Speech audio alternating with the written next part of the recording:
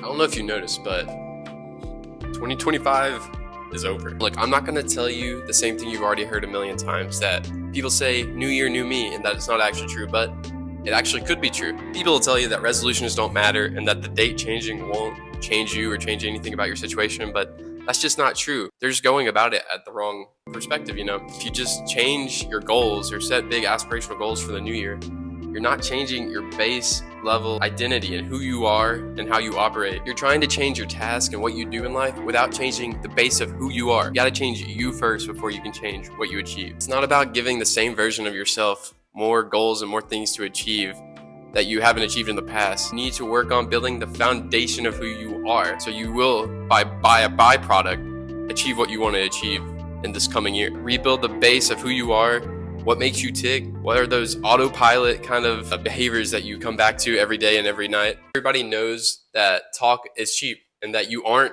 who you say you are what you do. And it's simple as that. You have to start focusing on your actions and not on your words and what you say about stuff. They say that you don't rise to the level of your dreams, you fall back down to the levels of your habits. And that's why a burst of motivation will never carry you to those high highs that you want in life or that you really dream of achieving. But you're going to fall back down to your habits, guaranteed, no matter what. As soon as life hits you, you're going to fall back down to your base habits. And whether those are good or bad, it's going to be determined on what you have built them up to be. There's kind of the beauty in this: people are creatures of habit, and that you will fall back down to your habits, not what you wish you had done. It's back to what you actually do every day and what makes you tick.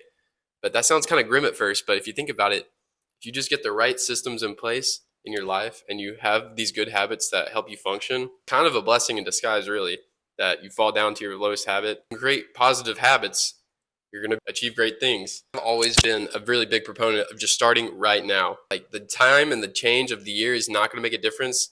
Could make a difference if you make the habit changes, but it's really just kind of a reckoning for most people. If you really want to make changes to your habits, you can start today. You can change your habits as soon as you recognize that you need to change them and you put in actionable steps to change them.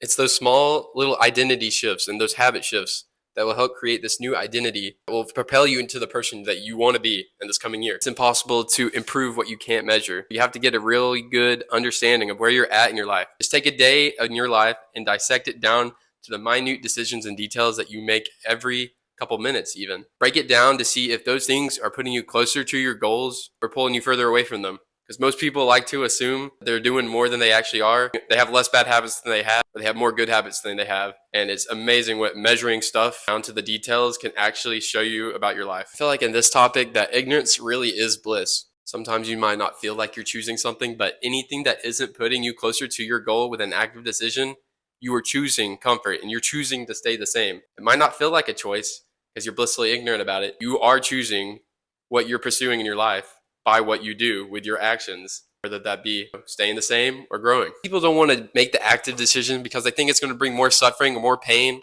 or more hardships to endure. But it's the sooner you realize you're going to have hardships no matter what you do in life, so you might as well choose the hardships that are going to put you to be in the position that you want to be in the future and be the person that you want to be in the future. Because if you're going to go through hardships either way, whether you're stuck where you were 2 years ago for the past 2 years, or where you could be in the next 5 years, just choose the hardship that's going to get you to where you want to be. Concept of radical responsibility also builds off of this topic, where people like to blame everything but themselves. It's the environment, it's the political state of the world, it's the economic state of the world, it's this, it's that. But in reality, once you start blaming you or putting responsibility on yourself, it might seem horrible at first because, this is all my fault, oh, this, oh, that. But if you put everything on you, there's no one to blame but you. And that can be freeing as well. The power is within you to change that now. Going off this topic of self-responsibility and breaking down your habits to put you towards the goals that you want, you have to set your mindset to a higher level, because the body cannot achieve what the mind can't believe. I've learned this in the gym, at least. Cognitive perception of what is hard and what's difficult and what you can't do. If I'm doing a 4-rep max, I think I can't get a fifth. You could be surprised what you could do if you just keep pushing through and just refuse what that brain is telling you, what your brain is telling you. You just willpower your way through that stuff. You'd be so surprised at the amount of things you can achieve. And I feel like most people can achieve way more than they give themselves credit for. They just haven't pushed themselves that far yet. And it's really important just to push yourself that far, see what you can achieve in this life. And then again, even if you do push yourself that far and you do end up falling short of whatever goals you had, I guarantee you that the higher you set your goal, if you shoot for the stars, you're going to land on the moon. And that's still way better than Earth or wherever you started from. So even if you can't achieve the ridiculous goals you set for yourself, you're going to be way better off at wherever you end up at than where you are right now. Honestly, 2026 is going to be the biggest change for me personally. Just become the ultimate person that I can be and that I can become. Just narrow down all the aspects of my life that I've just been letting slide and go out the window. I just want a life max, honestly. When you're born, you look like your parents, and when you die, you look like your decisions. And that's something you can control, unfortunately, for some people who don't want to hear that. You can control what happens in your life. At the beginning of your life, you might be a product of your environment, but by the end of your life, you do not have the pleasure of that excuse anymore. This leads into the importance of the environment in your life. 99.9% of people do not really break the mold. They are going to be somewhat a product of where they grew up, their environment, and how they were raised. Don't fall into the illusion that you're not that 99% and that you can overcome your environment while actively choosing to stay in a bad environment. You don't need to make success for yourself harder than it needs to be. So get yourself in an environment that is going to boost you towards your goals, not take you away from them. I feel like a good environment and people around you that boost you up, that will multiply your success by tenfold.